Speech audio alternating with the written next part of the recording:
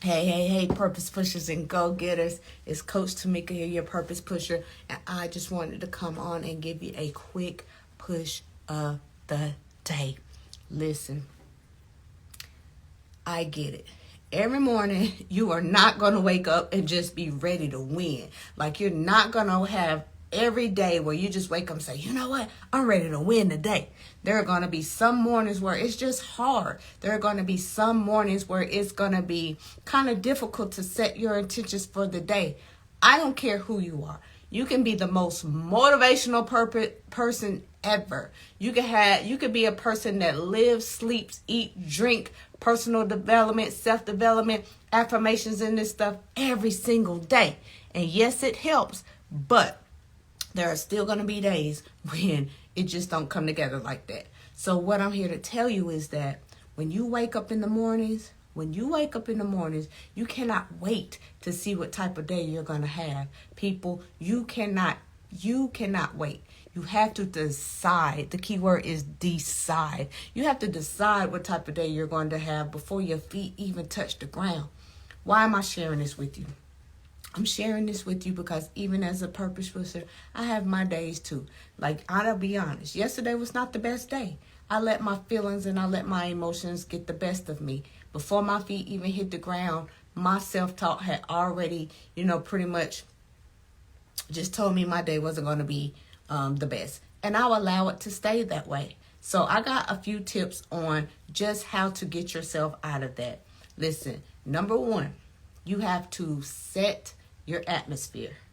Set your atmosphere. What do I mean by that? Sometimes it takes music. Sometimes I like candles. Sometimes dancing, if that works for you. If you're already at work and, you're still having this problem, like, put positive notes around you. Put encouraging things around you. I remember there would be times that I would sit at my cubicle and I would have sticky notes all around the cubicle to remind myself, to encourage myself, to inspire myself, and anybody that walked up in there already knew what time it was because the atmosphere was set.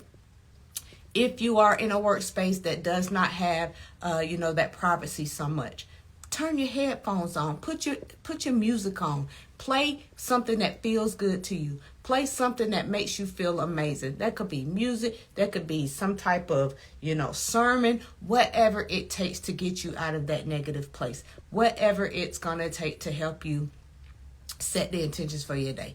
Number two, positive self-talk. And not only just positive self-talk, but belief is going to be your best friend. What are you saying to yourself? What are you saying about your day? How are you commanding your day? Like, just because you feel a certain way don't necessarily mean that that's how it has to be. Your mind believes what you tell it. So your self-talk and the belief is going to be your best friend. Number three, remind yourself of the things that you are grateful for. That always ground me. That is a great way to ground yourself. Remind yourself of the things that you are grateful for. I remind myself that I'm grateful, for being able to see out of my eyes. I remind myself that I'm grateful to be able to have usage of my own legs and arms and mouth and ability to hear and things of that sort. You did not have to have anybody to dress you this morning. You did not have to lay there and wait for anybody to come and get you up out of bed this morning. To take it a step further, you woke up this morning. Be grateful for, just God's covering over you, his protection over you, the peace that he gives you at night.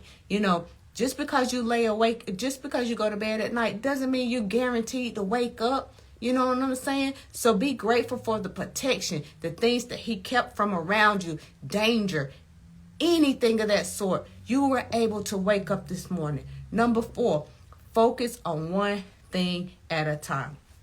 I know for me, I was the type of person that, I would always hear, write down your goals for the next day. Write down your to-do list. And quite frankly, yes, I do that sometimes. But honestly, I can't do it all the time because it overwhelms me, right? It stresses me out just to see the amount of things on the paper that I have to do. So my advisement to you, if you're that type of person, just Take one thing at a time. Focus on completing one thing at a time, right? That way it's not so overwhelming. That way it doesn't seem like it's so much to do. That way, if you don't accomplish it all, you're not beating yourself up so bad. You can look at this checklist and say, oh, well, I did that. Oh, well, I did this. But it's one thing at a time. Moderation, people. So again, listen, as I just shared with you, I've just given you 4 great tips on how to help yourself have a better day, even when you wake up and you don't feel so great, right? Number 1 was to set your atmosphere. Number 2 was positive self-talk and belief.